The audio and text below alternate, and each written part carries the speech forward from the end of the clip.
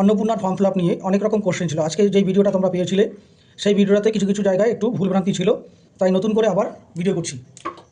এখানে head of the family অর্থাৎ রমেশ রয় তার নাম লিখলাম এবং তার ডেট অফ বার্থ, তিনি পুরুষ, তাই পুরুষের টিক চিহ্ন দিলাম। যদি হেড অফ দ্য ফ্যামিলি মহিলা হয় তাহলে মহিলাতে টিক দিতে হবে।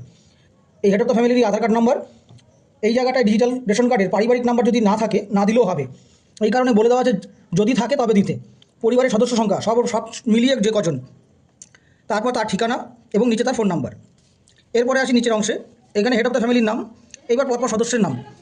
সুচিত্রা রয়, তার ডেট অফ বার্থ, ফিমেল, তার সঙ্গে হেড অফ দ্য ফ্যামিলির সাথে সম্পর্ক ওয়াইফ এবং তার আধার নম্বর। ইনি অন্নপূর্ণা যোজনার ফর্ম ফিল আপ করছেন, তাই এখানে হাতে টিক চিহ্ন দিলাম।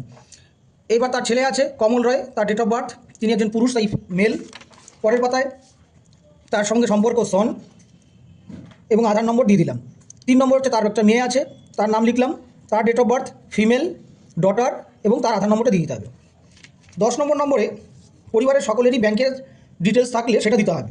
ব্যাংকের ফোন নম্বর, কোন ব্যাংক এবং আইএফএসসি কোড দিতে হবে প্রত্যেকের।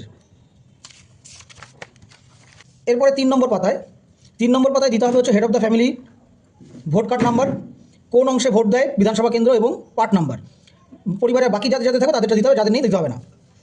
বিভাগ মানে কী ক্যাটাগরিতে পড়ে, সেক্ষেত্রে আমি দিয়েছি এখানে থেকে অসংগঠিত আর্থিক দুর্বল, তার আয় এতটাই সীমিত তাই দুর্বল দেওয়া হয়েছে।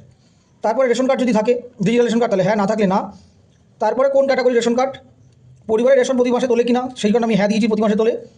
বাড়ির ধরন 3 বা তার বেশি পাকা ঘর আছে কিনা, সেক্ষেত্রে না লিখেছি, কারণ তাদের 2টো ঘর এবং একটি বারান্দা রান্নাঘর।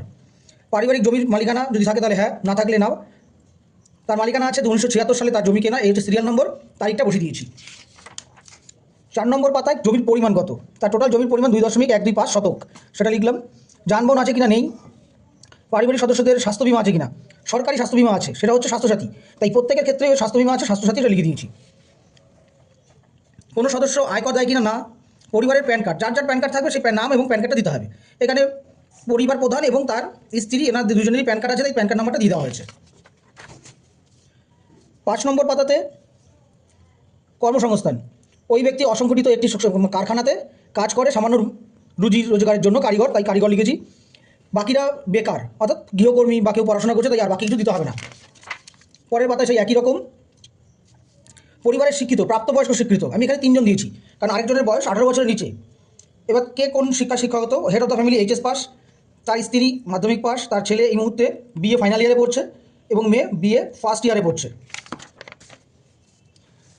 কোনো সদস্য কি কোনো সাংবিধানিক পদ, মন্ত্রী, সাংসদ, বিধায়ক, পৌর সংস্থায়, অর্থাৎ কোনো সরকারি জায়গায়